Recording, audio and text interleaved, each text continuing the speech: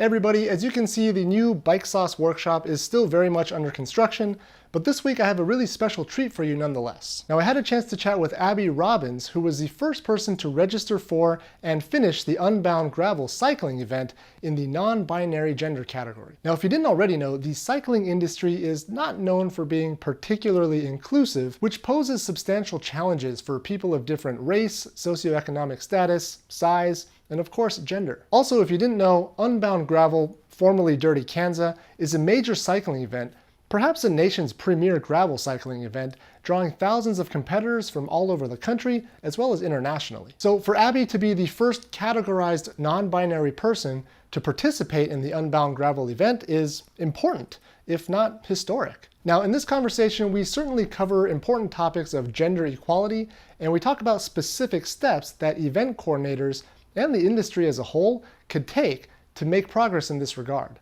But Abi is also just a really cool person, and we spent a bunch of time just nerding out on bikes and swapping bike-related stories. Now, as you'll see in just a second, Abi is very easy to talk to, super well spoken, and they also do really important and fulfilling work off the bike. And as it turns out, they also have a podcast, which is presumably why their audio is just so much better than mine, which is actually kind of embarrassing since I'm the one who reached out for an interview. Anyways, regardless of the production quality, this conversation means a lot to me because it seems to be a rare instance of witnessing actual, tangible progress in diversity and inclusion within the cycling industry. But I'll stop rambling now. I really hope you enjoyed this conversation as much as I did. Now you can follow Abi on the socials and learn more about their work through the links down in the description. And if you find this conversation informative or particularly noteworthy for one reason or another, you might consider sharing the video, as I really think it's an important story in cycling right now in 2021. Because you've been really into bikes for, what is it, a year? Like about a year? Yeah, like just over a year. So I like looked it up on my calendar like not too long ago, and like Unbound was like 10 days before the like 1 year anniversary of like buying a gravel bike. Wow. So yeah, I haven't been into it for that long. So can we start with like why cycling? What drew you into cycling in the first place? That's a good question. I think so. There were a lot of different factors playing into it. I've been around bikes a lot. Like my first stepdad was he owned a bike shop in our like small town, and so like my first job was like assembling old like Trek mountain bikes, like 26-inch mountain bikes, when I was like in middle school. I didn't know what the hell I was doing, but I figured it out well enough, I guess. And and at that point I was like, he was really encouraging me to ride a lot, and of course like he had bikes, and he got my mom bikes, and he got me bikes, and so like had all of these bikes like in middle school and high school. And um he's no longer in the picture, and the bikes met a tragic end because of a uh faulty strap on a like uh trunk car rack. Lost bikes off the highway. So like I hadn't ridden bikes like seriously since like I was in high school.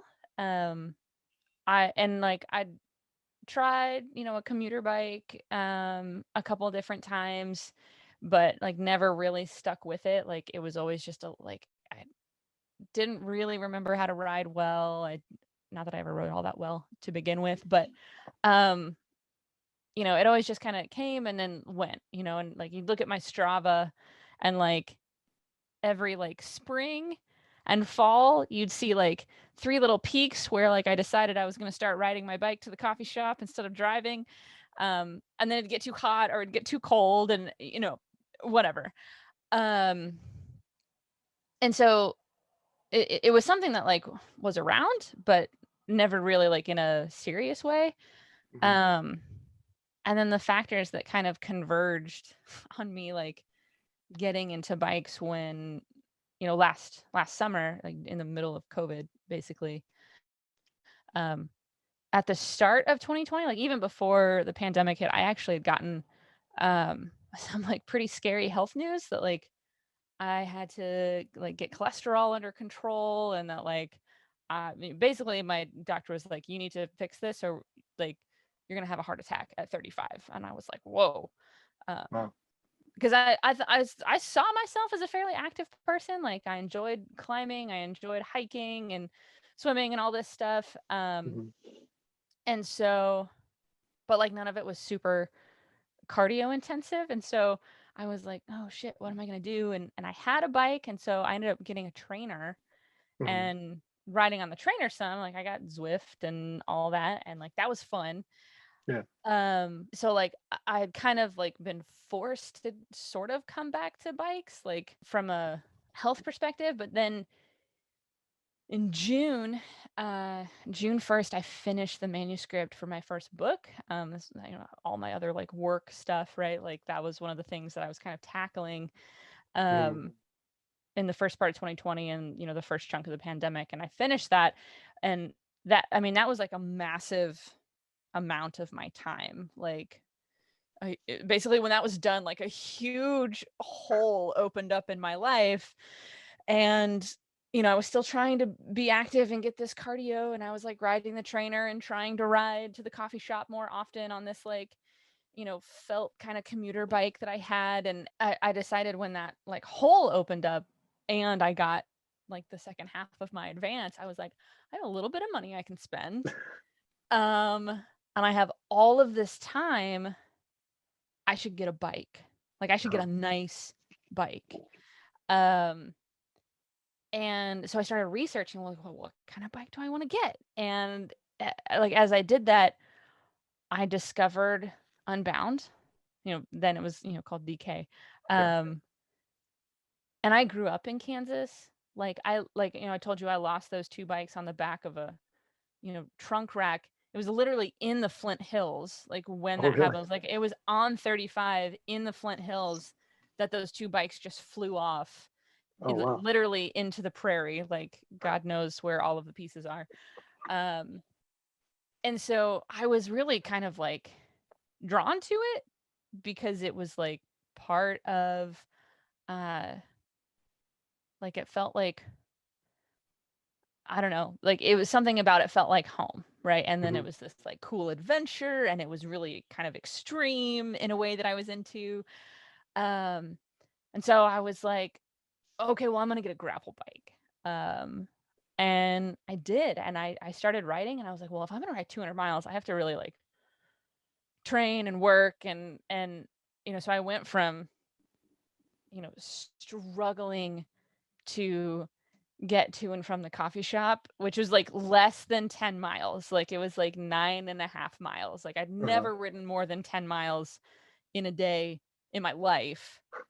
And I went from that to, I mean, basically doing like my Strava average for a little while was like 125 miles a week.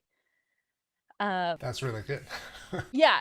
And I went from like less than 10 miles at a time to 125 miles a week in like 6 weeks. Wow.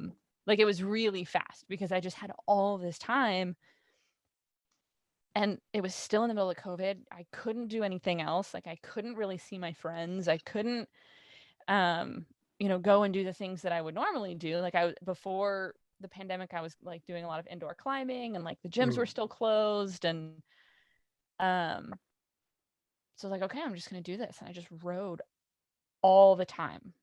Suddenly that was just like what I was spending the vast majority of my free time doing. It was great. Like, I signed up to like, or not signed up, but I like decided to do this because of this like big crazy gravel race. But what I kind of realized in the process was like how connected it helped me to feel, like, to my city, to my community, to nature, like just being out. And like, there were other people out walking and running and riding their bikes, and and then you get out, into the country, into the gravel roads, and it's just really, it's been a really like connective experience for me. That's fantastic. So wait, so you actually, so you went from basically not writing to researching Unbound. You made that leap and said, I'm doing this race, and then everything else fell into place? Yeah, basically. I'm kind of an intense person, and especially during the pandemic, I needed an outlet for that, which I didn't have, because of pandemic and because, all these things that, basically the whole way that I had like established my life in order to like meet all the needs that I have like relationally and socially and like they were just gone. Mm, And yeah. so I got really into doing YouTube research on all sorts of like before I got into cycling, like during the pandemic, like I learned how to solve a Rubik's Cube. I was like, I'm gonna figure out how to solve a Rubik's Cube. And now I can do it in like under 3 minutes with like any Rubik's Cube. So it was like, Wow. okay, that's the kind of like weird shit that I do when I'm like, I have nothing else to do. I guess I'll get on YouTube. And then suddenly I was like, oh, this seems really cool and probably like not better for me, but like maybe more useful than solving a Rubik's Cube. But either way, you go all in. Either way, whatever it is, you go all in. Yes, yeah, that is one of the hallmarks of my life. Well, that's great. That's not a fault. That's a virtue. Well, I mean, it's not a fault until it is. We'll just say that. Until you have 19 bikes in the garage. Yeah. Yeah, my fiance is like, we got to watch how many bikes are in the garage. And I'm like, yeah, I know. Sorry. By the way, you also went from not really, fully a cyclist into, I think, building your own road bike from scratch. Yeah. In alignment with going all out several months ago, I guess it was in April. I took on a part-time job at a bike shop here in town, just selling bikes. I'm not, I'm not a mechanic or anything, but I was literally spending so much time at my local bike shop. One of the like sales manager was like, what do you do? Like, what is your job? And I was like, oh, let me tell you. And I told him all about it. And then he was like, do you have a lot of free time? And I was like, yeah. And he was like, do you just want to work here? I was like, yes, I do want to work here. So started working at ATX Bikes in South Austin, and one of the mechanics was like, like he had some old like giant it's a Giant of Vale, like before Liv was even like a full brand, that he had like gotten some killer deal on this frame set that he built up for his daughter, and she never rode it anymore. And anyway, he's like, do you just want this frame? And I was like, yes, like full carbon, like frame and fork, like endurance road bike. I was like, this is awesome. So I painted it myself, which was quite the adventure. Awesome. It looks really good from far away, so I'll just say that. It looks really good in the pictures. Yeah. That whole Instagram versus reality thing is definitely at play. I'll use it to my advantage. Sourced all the parts on like Facebook Marketplace and eBay, and used my employee discount to get some really like nice wheels. I mean, nice for what I can actually afford. And yeah, I built up a road bike. That's awesome. Which is pretty sweet. I mean, it doesn't sound like a big deal, but I mean, building a bike from the frame up, I mean, there's so much you have to learn throughout that process. Just like speccing the parts, getting the right parts, getting the right tools to install all the parts. So, like I said, like I found Unbound, and I just like decided like I'm gonna do this, and I was like really determined.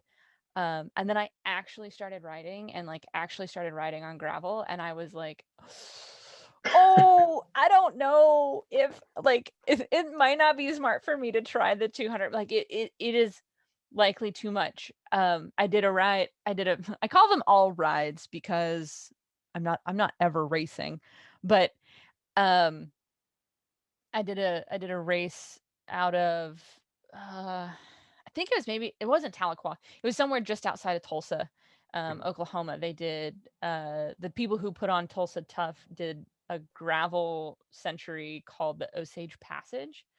And I was like, it was in October. So like again, I bought the bike in June, and then like at the beginning of October, I'm like, I'm gonna go ride this century, like this gravel century, like no big deal. It's fine. It's fine. Like I've done 62 miles. Like I can do this. I very quickly found out that gravel in the Midwest, like Oklahoma, right, like is very different than what we have in Texas. Like it was very, very different. And I made it, I think I made it 40 miles on this very treacherous gravel ride before I had to call my mom to come pick me up. And then I had to ride another 2 miles to get to a town that had a gas station where she could actually find me. Mhm. And that's when I was like, oh, I don't know about 200. Like maybe 100 would be challenge enough for right now, which was actually a hard conversation I had to have with myself, like because I like to go all out, but like I didn't. It was a real reality check. I'll say that. Fair enough. I mean, to me, there's no conversation. 100 or 200. I'm like, yeah, 100 maybe. I think there's even shorter ones. Like now you can do like the The 50 Yeah, or they have a 25 or something. 50, and then they have like a 25-mile like family ride, which they Mhm. let like, and I think they also have like a juniors race Mm. specifically. But yeah, I think the thing that really drew me to this like style of riding is like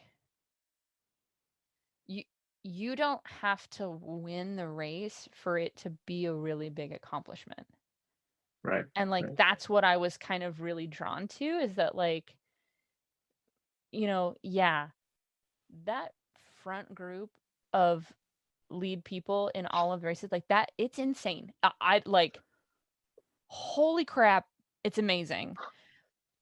And everyone else that's out on course is also doing something that's like really incredible and really meaningful, because it's just hard. Like I knew there was no chance of me ever winning one of these races, right? But getting into it, it was like I want to do it just because finishing itself is an accomplishment. Right. Yeah. That's the victory, is just crossing the Yeah. line in many Yeah. cases. Yeah. I would like to talk a little bit about since we're talking about Unbound now, the whole story, of course. And what I'm a little bit unclear about is, did you speak to the event organizers and say, hey guys, there is no non-binary category. Can you make it for me? Or did they happen to do it and you checked and you saw that you could register as non-binary? Yeah. So when I signed up for the lottery, there was no category. Right. And I still signed up and all this stuff. It was actually a couple months later. I think I signed up in January, and then in like I think it was March or April, Unbound, in response to a lot of the stuff that's been going on with all of the um trans healthcare bans and things like that, like all across the country, and Mhm. kind of the unique predicament a lot of the like cycling industry is in, especially with like USA Cycling and putting the World Cup and all this stuff like in a state with these bans. Mhm. That those topics had gained a lot of traction. And so in response to that, Unbound updated their trans inclusion policy. Um, and they sent out an email saying, hey, here's what we're doing, and here's how it's set up. Trans women can race in the women's category as long as they meet this certain criteria. Trans men have no criteria to meet. They can just race in the men's category. And for anyone who identifies as non-binary or genderqueer, anything outside of the binary of male and, men and women, um, and trans women who don't meet these criteria can all race in the non-binary category. And I like I've said in some other places, like it was the right thing to do. It's a step in the right direction. But it's still not all the way there. Just kind of that policy in general, like it does police, what a woman is. And we're starting to see a lot of that backlash, even, I mean, in sport all over the place, but with the Olympics right now and all that, like it's up right now. And I think we need to have some serious conversations about it. But back to my story, when they did that, they were like, if you want to change your registration, you can go online and change it. I read the email very closely because I was like, oh, this applies to me. And I went to change. I couldn't actually figure out how to change it online. Like it was very confusing and difficult. And so I just like replied to the email. I was like, hey, I'm non-binary. Can you put me in that category? Because I don't know how. I can't figure it out. And they were like, yeah, sure, that's fine. And so I was in the non-binary category at Unbound, and I was super stoked. And like at that point I was like, oh, I wonder if I can like get a hold of or connect with some more people in this category, like that would be a really cool like way to connect. And anyway, I couldn't get a hold of anybody. Like I couldn't find anybody on the internet, and so, but I didn't think anything of it. I just assumed it was like, oh, well, I don't have, the algorithm's not working in my favor right now. Like it's fine. But it wasn't until like we were literally driving up to Emporia on Thursday, from Austin, Texas. It's like a 10-hour drive. And I realized you can like see who all is racing. Like you can get on their website and see they call it the start list or whatever. Like this is my first big race. I have no idea that any of these things happen ever. And so I was like, oh, cool. Like, let's look. And there's like the men's category, and then there's the women's category, and then there's like the open tandem category, and then there's non-binary category. Right. Or it was like men's, women's, single speed, tandem, non-binary. And come to find out I was the only one. Like I signed up for the 100-mile and I was the only one. And then I looked at every other event that they had.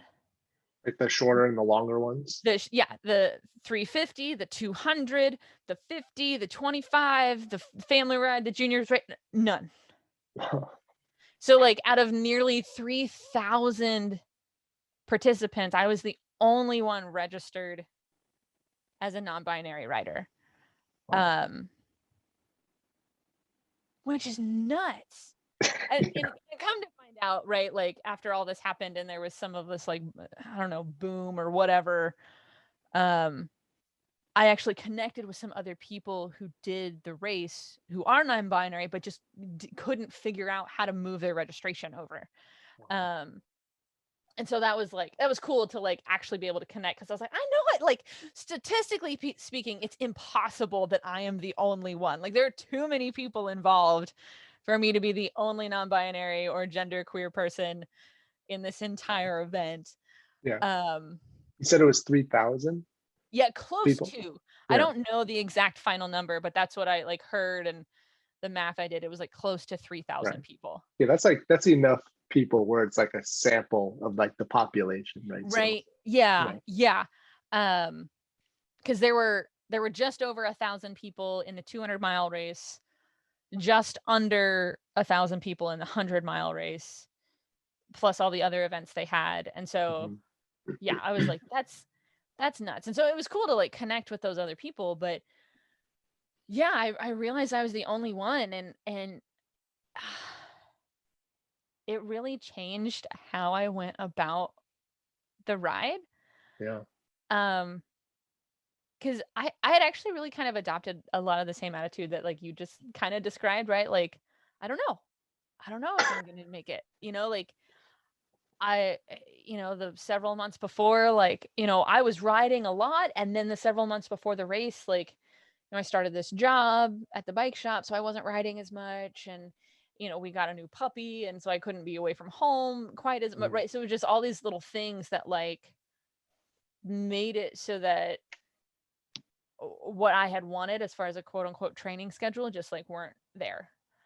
And I was like, I mean, I had to like, I had several conversations with my therapist about like, what happens if I don't finish? Like, I don't want that, it's just like a lot of work to get like, okay with the fact that I might not finish. Right. And it was like, I'm just going to go. And if I don't finish, I want to be really clear on where that line is for me. Right. That like, this is it. I can't go one step farther. Like, I can't turn the cranks over one more time.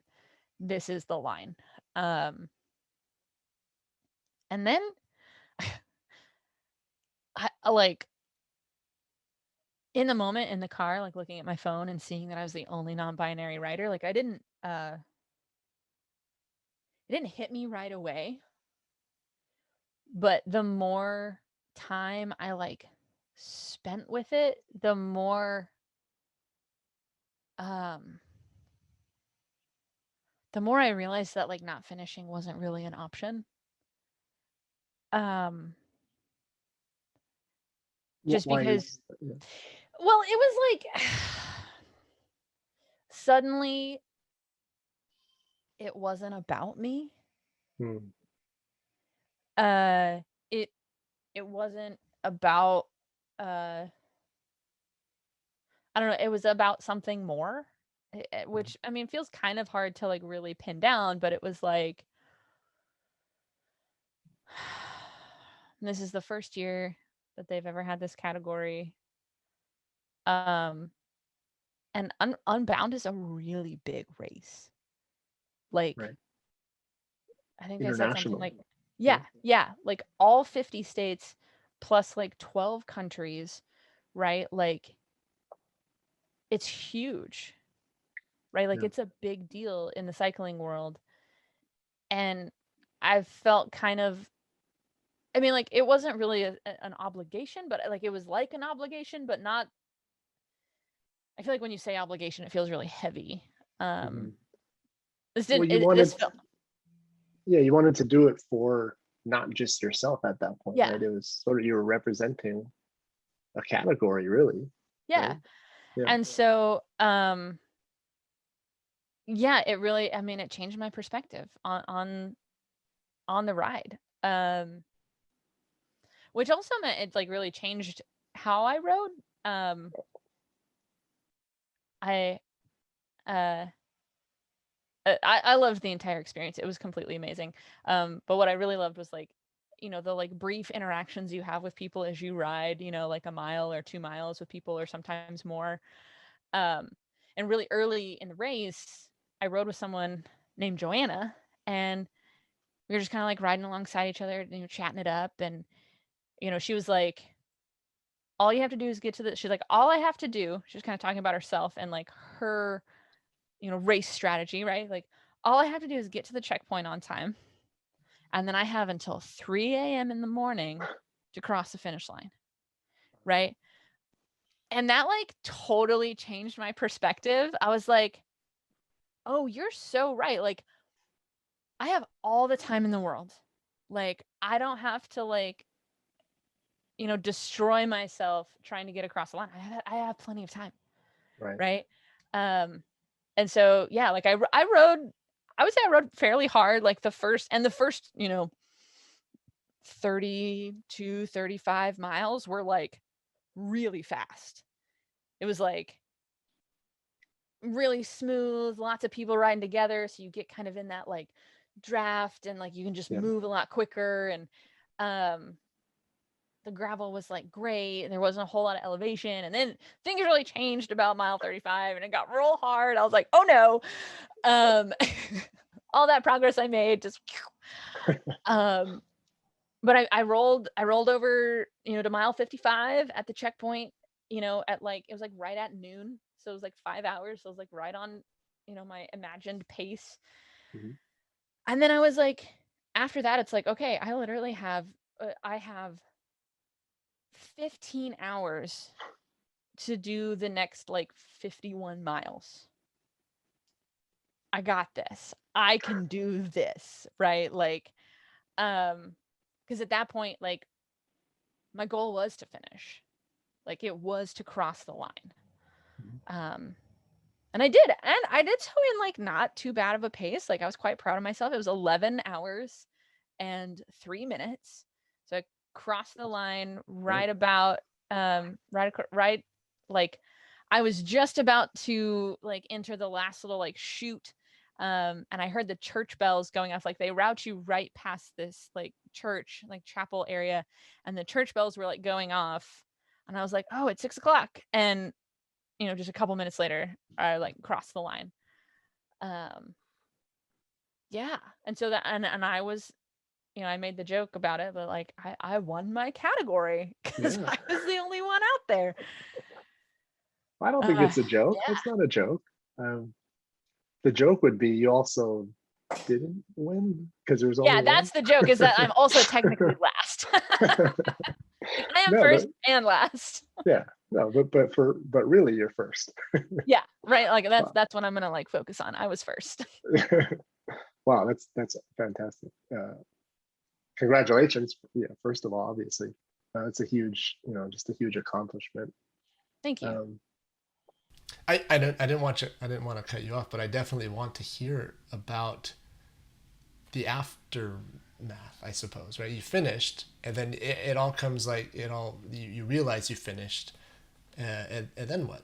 Is there awards? Is there a ceremony? All that kind of stuff. Yeah, well, it just kind of like, and I can just tell the story from like my perspective is like, okay, I finished. Only thing I cared about was getting food. Like that was my like mate. Like my dad was there. He was my support crew for the day. And like literally like I just hand him my bike. I take off my shoes and socks and I just like lay down on the ground and I'm like, I have to get food. Like that is all I can think about. Like I don't have to pee. I don't have to change my clothes. I don't have to do anything. I just need food. Um and so got to kind of like experience how Unbound, does their kind of like after party thing. It was a really cool vibe.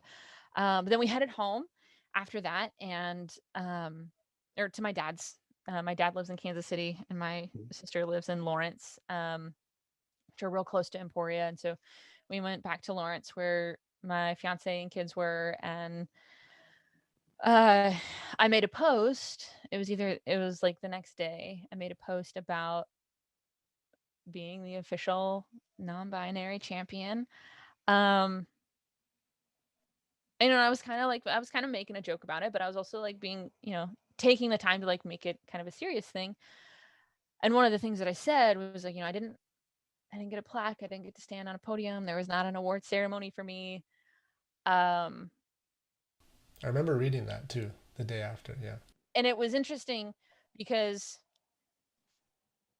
almost immediately, Christy at Unbound reached out to me and was like, we have your award. Like you like don't think that we forgot you. Like we have it. We'll mail it to you if you're already out of town. But like if you're still in town, please come and get it. And we were gonna drive back home on Tuesday and we were gonna go through Emporia anyway. So went to go and like pick it up. And they had like taken the time to like set up the podium and their like their background and like present me the award like as its own ceremony, and it was really cool.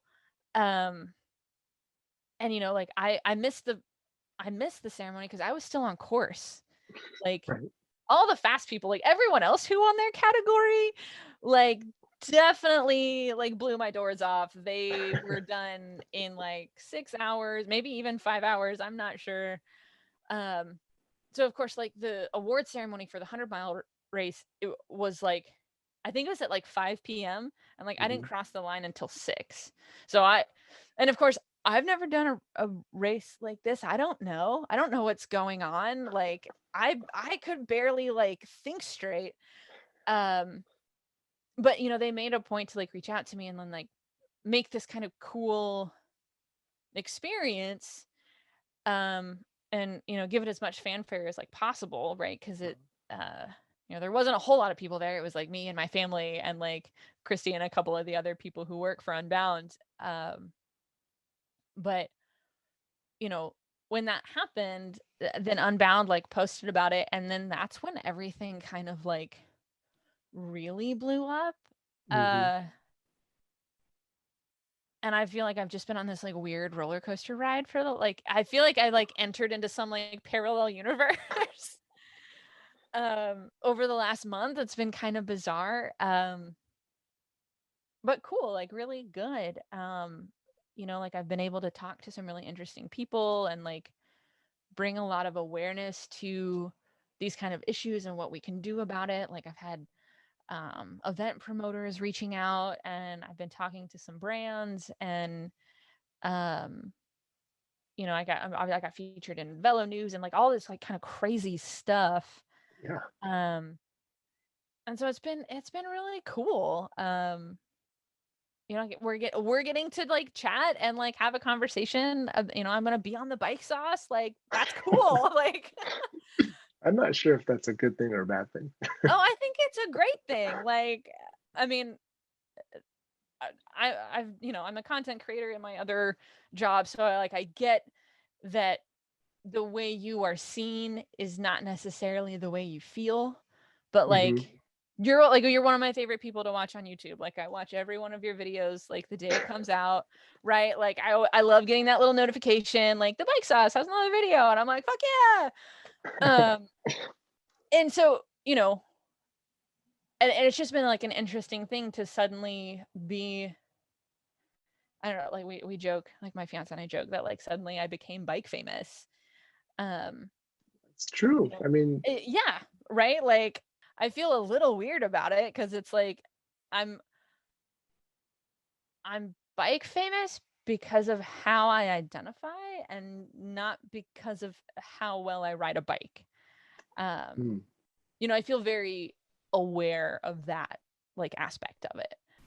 I don't know that that's a bad thing. I think you're doing a great thing for just like, if nothing else, like sort of like a spokesperson.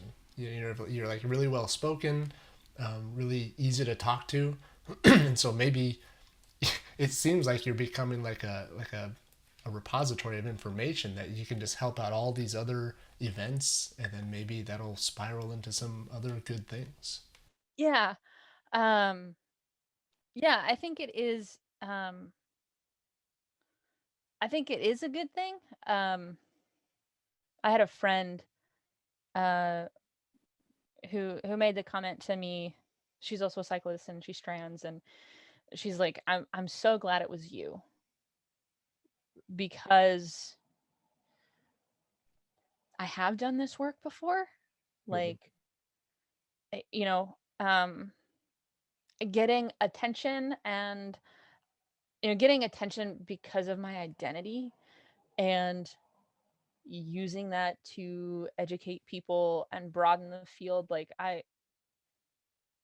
it's it's just part of like it's part of the package when you're trying to do the things that I do. Like I wrote, as far as I know, the first and possibly only queer and trans inclusive yoga therapy curriculum. Like, and I presented that to like my yoga therapy class that I was training in. Like,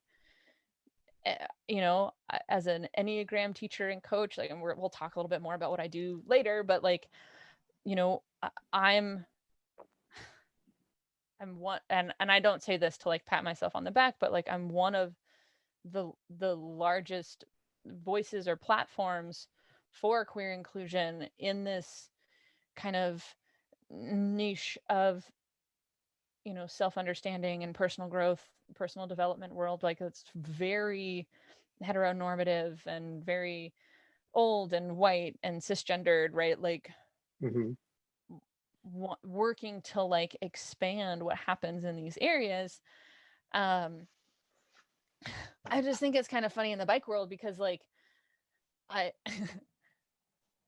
like I know my shit when it comes to yoga, and I really know my shit when it comes to the Enneagram, but I'm like I am like deeply mediocre when it comes to bikes, right? So it's like it's a little bit different because it's so clearly about my identity, where in like these other fields it's like I've also kind of established myself as an expert aside from this piece about identity work and diversity and inclusion and all of that stuff. I see. Yeah. um so yeah, like I do feel like weirdly qualified to be here. Like I feel capable of taking this hype or this energy or momentum or whatever it is and really trying to use it to leverage against a system that is not very inclusive. Right. um Right. yeah, so, and that's really what I'm trying to do right now, as much as I'm able, right? Like this Yeah. isn't my actual job, but Right. um Well, and another part of it is gravel specifically. Was it you? I think you were the one who put it so eloquently. It's kind of like the bastard child between like road racing and mountain bike racing, and there's this like gray area where winning is not everything in gravel, right? It's more about the adventure and just getting outside and experiencing cycling, experiencing nature while on the bike, and I think maybe you don't have to like be on the podium every race to be, sort of a central figure in this space. So I don't. You already feel well qualified, but I don't think it's because of these other things. I think you are well qualified. So I think what I yeah, was I trying to mean, say.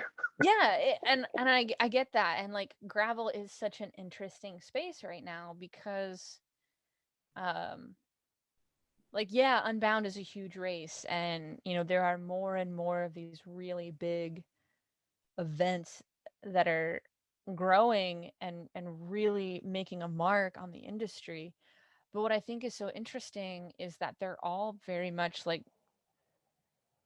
they're grassroots events at heart, right? Like there's Right. something very organic about all of them. And this was of course like the first year that Unbound wasn't necessarily like Emporia owned anymore. And there's been a lots of stuff about all of that, but like it still feels so grounded in the community. Mhm. um there is something that like it um feels more connected, it feels more grounded. It's not, like you don't have to have a UCI license, Mhm. to participate. It's like it's the it's the cycling for everyone, Yeah. and especially when these events are like mindful and inclusive of like creating shorter events, right? Like not everyone, even people who go all out, not everybody wants to ride 100 miles or 200 miles or 350 miles, right? um so having these like smaller events, right, so that everybody can feel like they're a part of it. um and that's so valuable and it's so unique to gravel, and I think that's why gravel's blowing up, because you can ride it on any, I mean, like yeah, gravel bikes are a whole thing, but like you can ride it on any bike that you want, like Yeah. there was a dude who passed me on a fat tire bike just ripping it, like holy hell dude, like you go. And there was a few gravel events I've done here around Austin, and some dude rolled up and was like, he broke some piece on his gravel bike, and it was back ordered for 6 months, and he was like, I guess I'll just have to ride my road bike. And he's out here on like 25C tires. I'm like, well, sounds like it sucks, but I mean, you're out here and you're doing it. Like he Yeah. finished. So it's like it doesn't matter, like there are a lot less barriers to entry than like traditional racing, Mhm. right? But the the events are still a really important part of like developing community, right? And there's something that you can kind of test yourself against. It's not necessarily about being faster than the person next to you, but like, can I finish? Can I be faster than the last time? Can I refine what I carry to be more comfortable? Can I, get through this day without any mechanicals, or can I fix my mechanicals more quick? Like, there's so many different, metrics you can use for success in this industry, or in this like specific kind of like flavor of cycling. Yeah. And that's cool. Yeah. There's a lot of criticism around gravel. Every bike is a gravel bike kind of stuff, and a lot of criticism of marketing, too much marketing for gravel specific things. But yeah, at its heart, I think probably the underlying message is you don't need that much marketing for gravel. You just go out and ride a bike and have fun. Right? So yeah. Well, I want to circle back to the event, right? So Unbound, you finish, they call you back, you get a really nice treatment from the directors, and then they it sounds like they could have, and this is where I'm a little bit unclear again, they could have done it because they had to do it, or but at the same time, maybe it felt like they really cared and they're really genuinely interested in being inclusive. Which did it feel like on your side? I don't know the specifics of it, but I did feel cared for. And I felt seen by the director, and she made it really clear that, like, she wanted more people in the category. And was even talking about, like, they were actually like asking Rach McBride, who is a non-binary professional triathlete, the first out non-binary professional triathlete. They were like trying to get them to come to Unbound. But Rach lives in Canada, and like the border issue and all that, like they couldn't make it. And so it really did feel like there was some desire to grow the category. And like, I get, like, from a purely logistical standpoint, like, growing the category means they get more money, which, like, fine. Like, I think part of real inclusion, right, and real whatever, is like, you take my money just like you take everybody else's money. But yeah, I mean, it did feel good. And maybe that's because my expectations were way too low.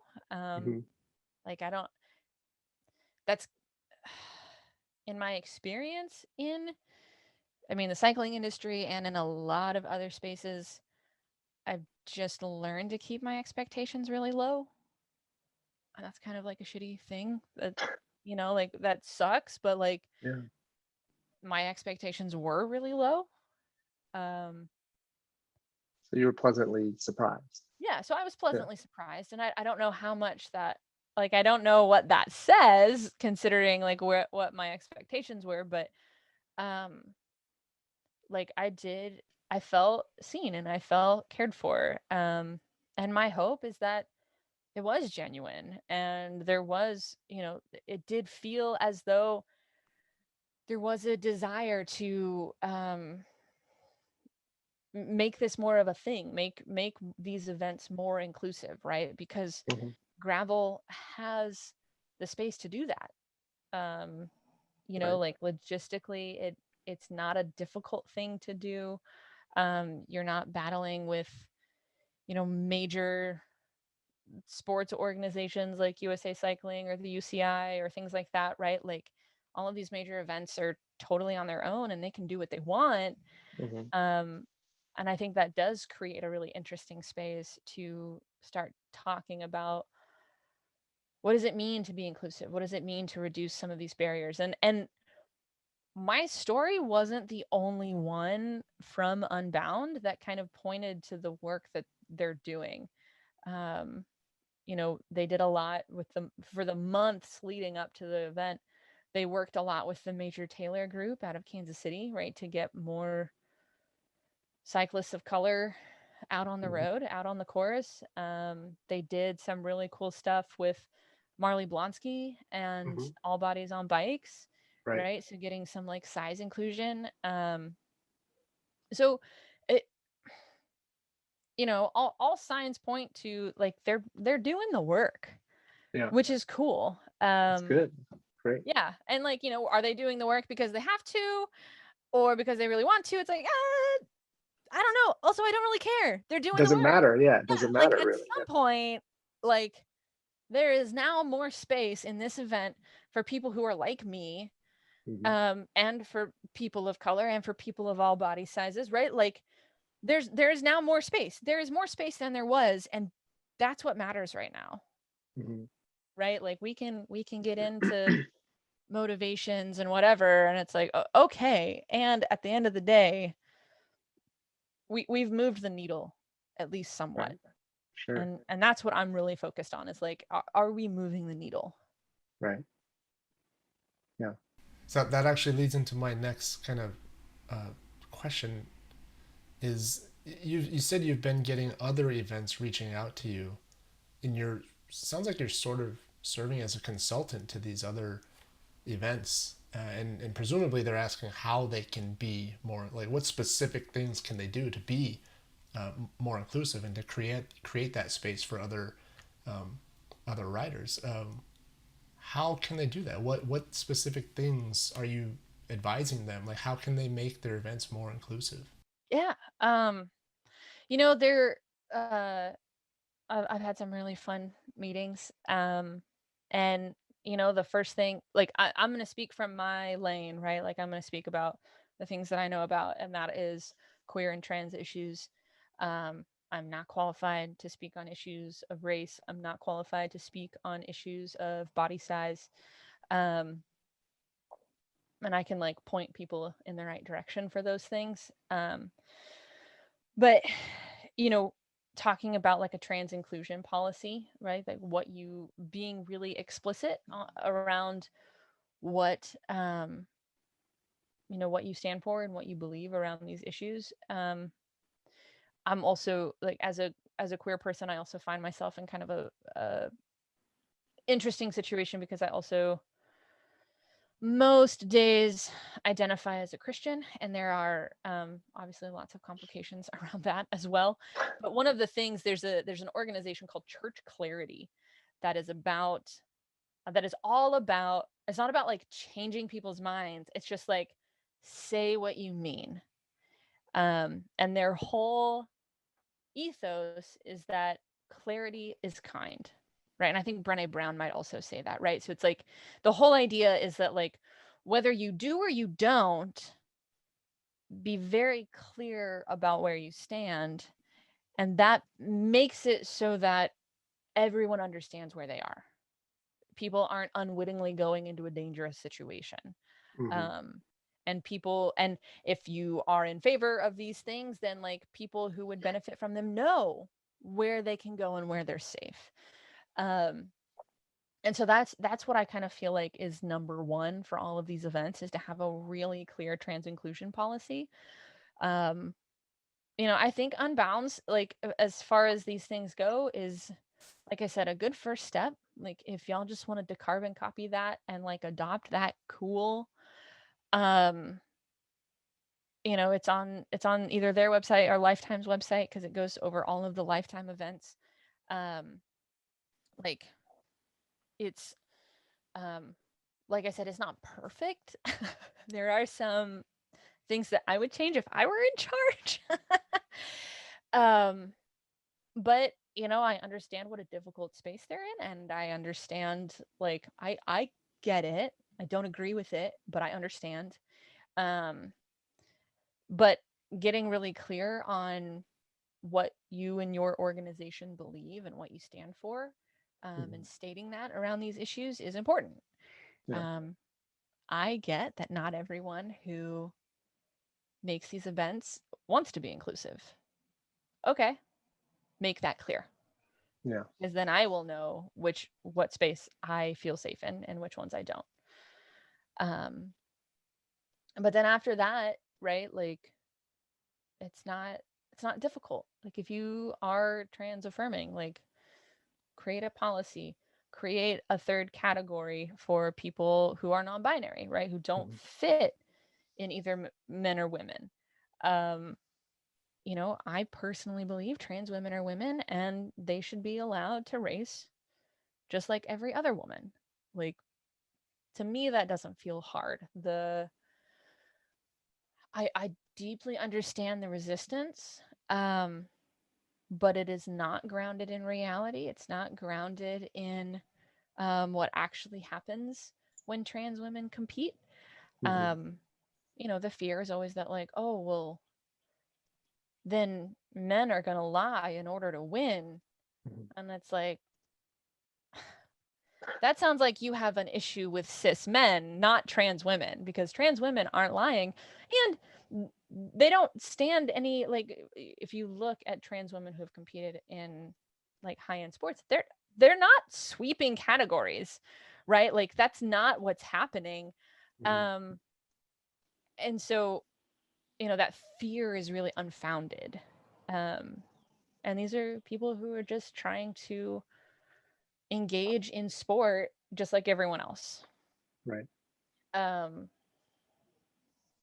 having a third category makes space for people like me who don't, you know, like, I've spent some time talking with Molly Cameron, who is a trans woman who has been doing this kind of advocacy work for a really long time, and she's started the Ride group, which is actually doing a lot of like kind of behind the scenes legislative work in response to all of these kind of like trans bans that have popped up all over the country.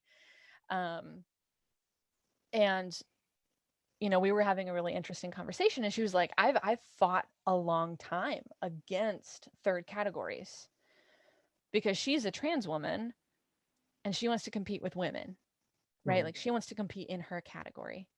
And I was like, yeah, that makes total sense. Like, to put you in this third category is degrading, but to not have it for me is also degrading. Like, and so, you know, just opening up this space to realize that, like, there's more happening than just, you know, black and white.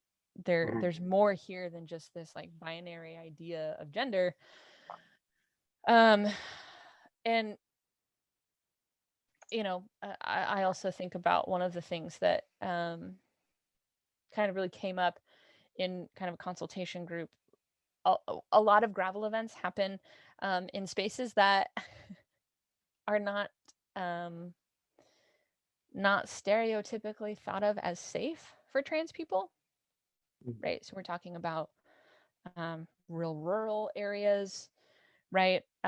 Which the tendency is to be not inclusive of queer people, very hostile towards trans people. And you know, these cycling events, like you look at Unbound, I would imagine like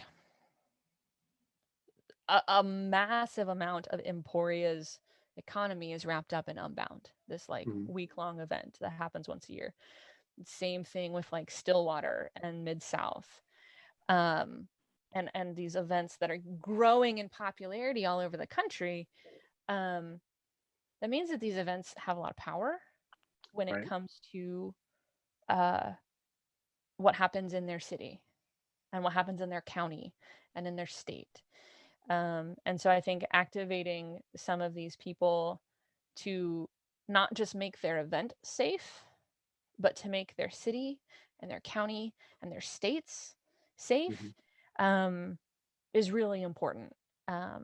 It's a little bit harder sell sometimes, but it's like, okay, I want to go to Unbound, and I feel included and safe in this category, right? Like, I feel like this race sees me, but I have to drive through like rural parts of Texas and Oklahoma and Kansas to get there.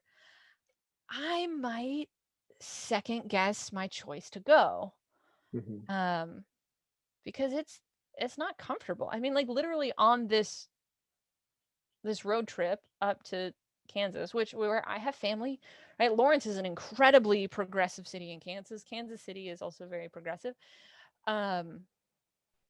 And Austin's obviously very progressive here in Texas, but there's all this kind of like dead space in between. And we had to have a conversation with our 10-year-old, like, right now driving through Texas and Oklahoma, it's like, do I wear a mask? Do I not wear a mask? Like, it it feels an extra challenging question, because as a queer family, we don't want to draw more attention to ourselves. Right. Like, generally speaking, we would want to wear masks because, like, although we're vaccinated, our kids aren't. We want to keep other people safe, right? But wearing a mask is also a political thing, and wearing a mask in these spaces, like, it draws more attention to ourselves. And I had to have a conversation with our 10-year-old. She was like, what do you mean, draw more attention to ourselves? And it's like, well, driving through a space where a lot of people here don't like queer people, right? And especially don't like trans people. And so it's our job to try and blend in as much as possible, right? In order to remain safe, to get through this gas station, to get through this truck stop without incident. And that's a reality that I don't think a lot of people get or like understand about what it's like to be queer and to be trans in this political climate, right? And like, cycling is not, absolved from politics. Like, and so these are the things that, like, I'm talking with events about. Um, there's lots of other things that we cover. But if there's any event promoters listening, like, you can definitely call me, and I can be your consultant, and we can, like, I'm doing this work and I'm excited about it right now. So, like, if you're interested, like, hit me up, let's talk. um yeah, but I mean, those are just some of the things in a more general sense. um right, because then Clearly, yeah. more specifics for each event, right? Right. Yeah.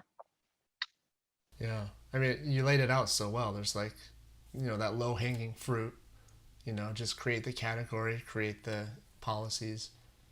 But you're right, some of these bigger issues that it's almost beyond the event organizers. Right? They don't have necessarily control over some of those other concerns that you have. So,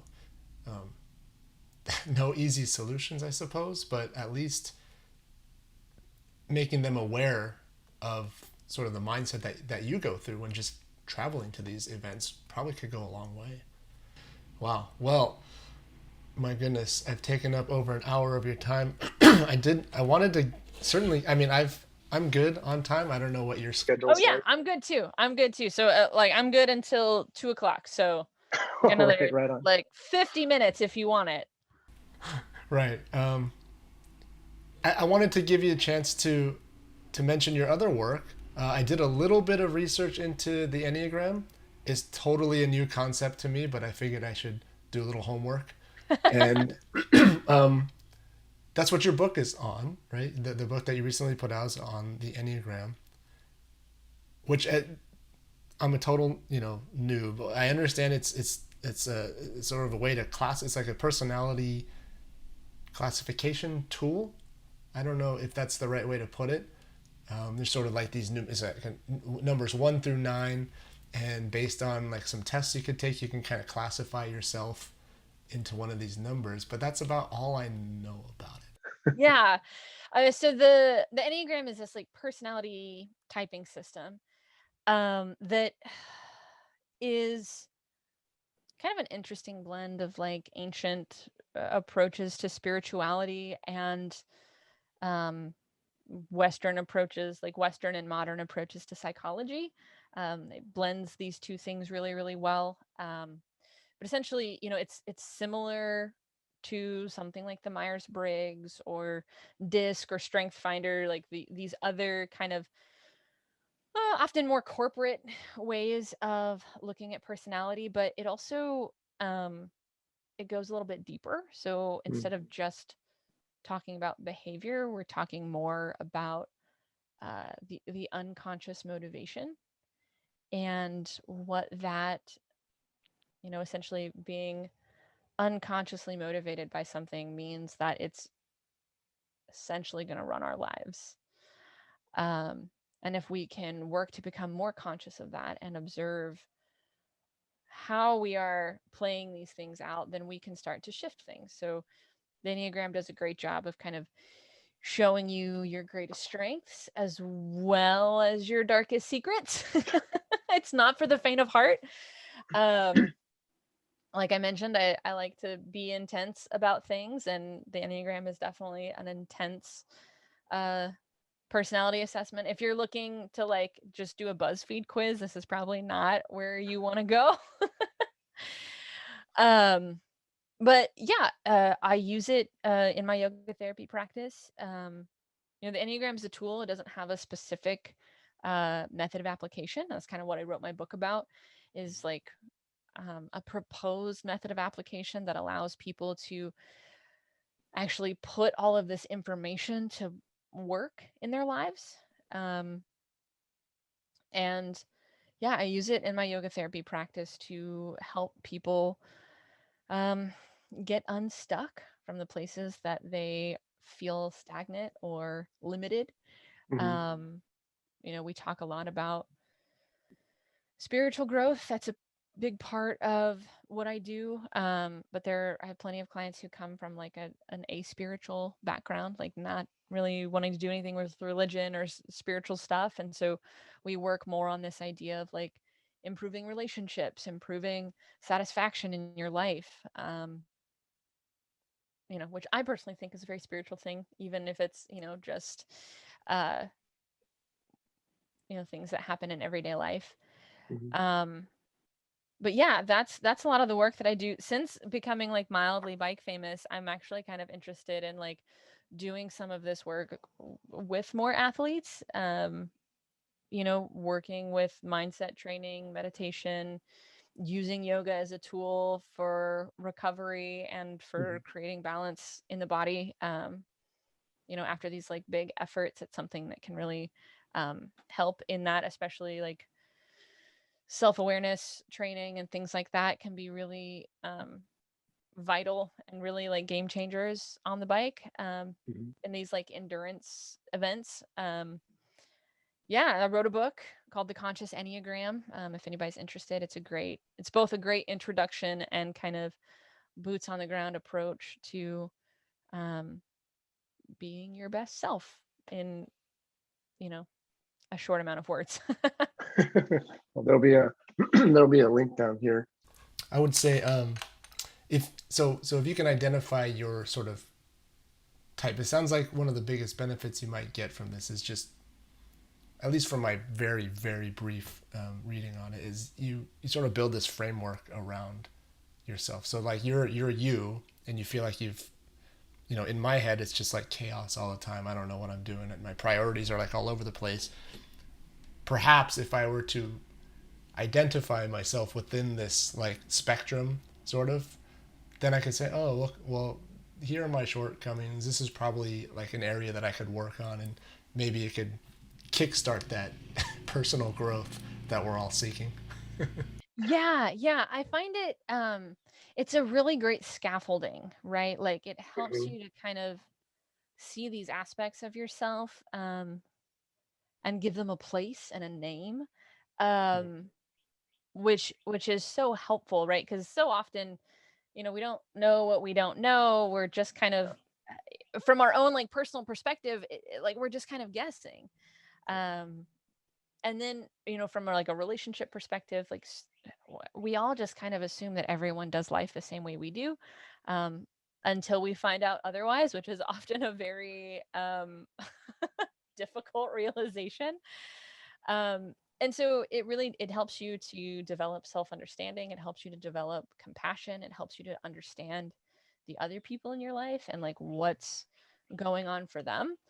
um and if you have an understanding of what's going on for you and what's going on for the people in your lives, uh you can really make some beautiful things happen in your relationships, right? Like communication improves, you take things less personally, right? Like um there's really like so much that can be done just from having a better understanding of like what's going on inside of you.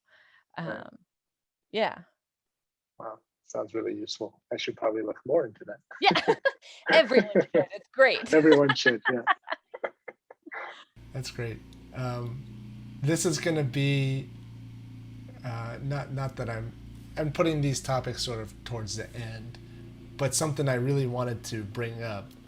I believe I read on one of your posts that something was delayed or you were having a hard time because you had a migraine. Is that Yeah. you? Mm-hmm. Yeah. And you know, this is like real deep cuts here, but I've suffered from migraines my whole life. Classic migraine with aura. You know, the vision goes crazy for about 30 minutes or so. No pain, and then the vision clears up, and then bam, you're out for 8 to 12 hours, just dark room, feeling sorry. Sorry for yourself. Is that that's my experience. I've had like a lot of different kinds of migraines over the years, and they don't like I'm not necessarily someone who would say that they like really suffer from migraines because they don't happen super often for me. But when they do, it's pretty intense. You know, I played music for a long time, and when I was younger, I was playing music, and there were several times where like I'd be like mid song and suddenly like I couldn't even finish the song. Like I couldn't finish the line coming out of my mouth, and I'd just have to like stop and completely walk off the stage and like immediately go to bed. My head hurt so bad. But since over the last several years, the migraines that I've have had aura. Like there was a time when my fiance and I were driving to the grocery store. She wanted me to look at something on her phone. She handed it to me, and I was looking right at the phone, and I couldn't see what was on it. Yep. And I was like, I can't see that. She was showing me somebody. I was like, I can't see this person's face. And she was like, Are you okay? And I was like, no. And basically, by the time we got to the grocery store, I was completely blind. Like I couldn't see anything, and I like had to just like we had to get food, and so I was literally just like white knuckling on the side of the cart, like as she like got me through the grocery store so we could get food and then go home. And like my head didn't hurt at all, but of course I was terrified. Yeah. And then as soon as my vision came back, it was like, oh, now I can't function. Like dark room all day. And I made a post about the migraine that I had recently, which is the first one. I didn't have any like I've had some other aura stuff and like loss of vision migraines over the years. But the one I had a couple weeks ago, I hadn't lost vision. But essentially this was the first time that I'd ever gone to sleep and woken up and had it still be there. So I slept for 11 hours. I was like in bed from like 7:30 p.m. to like 6:30 a.m. And I woke up and my head still hurt. And I was like, shit, what is this? Oh no. And then had to go back to like had to just go lay down in bed again. So I do feel really fortunate that they don't happen that often, but they when they do, it completely shuts everything down. Like there's just nothing. Yeah, it's so unfortunate, and oddly, every time I meet someone who experiences these, I feel a deeper connection to that person. He's like, because like nobody knows. Yeah, nobody knows other than people who experience it. It unfortunately it informs a lot of my life decisions. Like you know, if I'm going to sign up for like an event like Unbound, the first thing I would think of, well, you know, what if I get a migraine the day before? It's a waste of money. It's a waste of a trip out there because I will not be able to ride it, you know? Anyways, there's no point to this. I just wanted to bring it up because it's another connection that we have. And yeah, I could talk all day about migraine. I don't even like saying the word because I feel like somehow it's going to like trigger one sometimes. I know.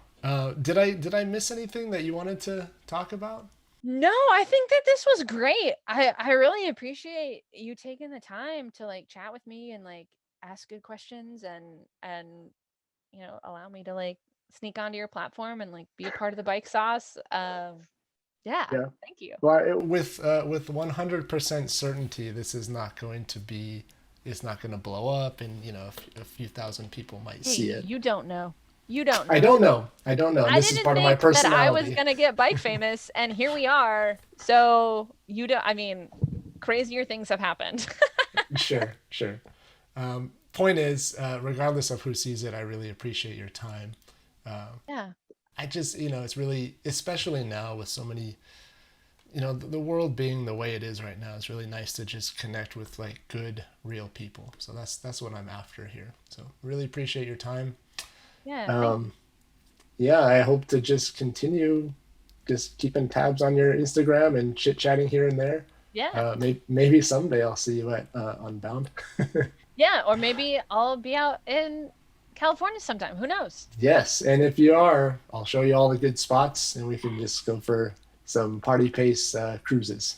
Yes. Party pays all Party the pace. way. Yeah. All right, well, there you have it. Abi Robins, first Unbound Gravel finisher in the non-binary gender category. Now, they've got some work to do to defend their title next year at Unbound, but hopefully against some other competitors in the non-binary category. Well, if you stuck around this long, I really appreciate it, and I know Abi appreciates having their story be heard, so thank you. And if you know someone who could benefit from watching this video, please feel free to share. As always, thanks for watching, and thanks for subscribing if you haven't already, and I'll see you next time.